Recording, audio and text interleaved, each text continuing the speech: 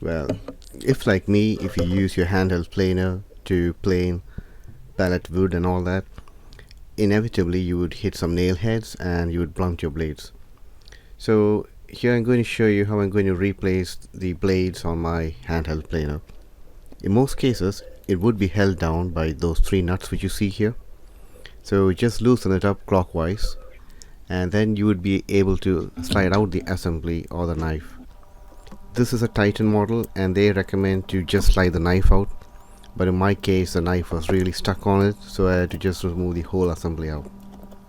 And now is a good time to clean up all the junk and all the mess, sawdust and the whole lot over there. So before you remove your blade, make sure you mark the blunt side so that you don't forget which side was the one which you used before.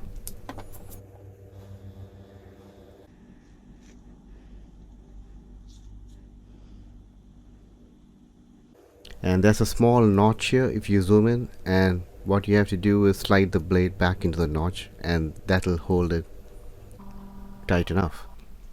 Also, there are two hex keys over here, so once you place the blades assembly back into the shoe, you could just turn it clockwise or anti-clockwise to raise the height of the blade within the section.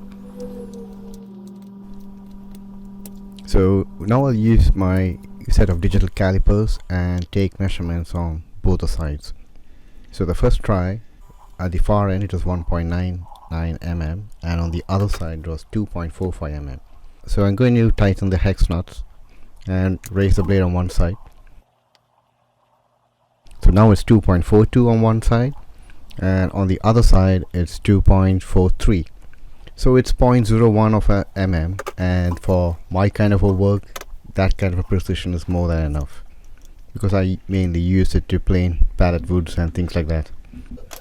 So now let's take this thing outside and see whether the blade has been properly set in the grooves and all that. So I'm just marking with a sketch pen on this piece of pallet wood, and I'll start using the planer now.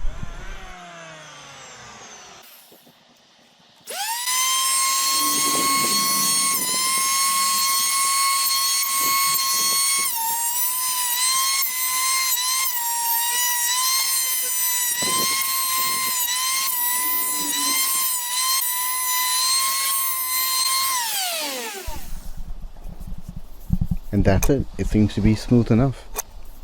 And thanks for watching.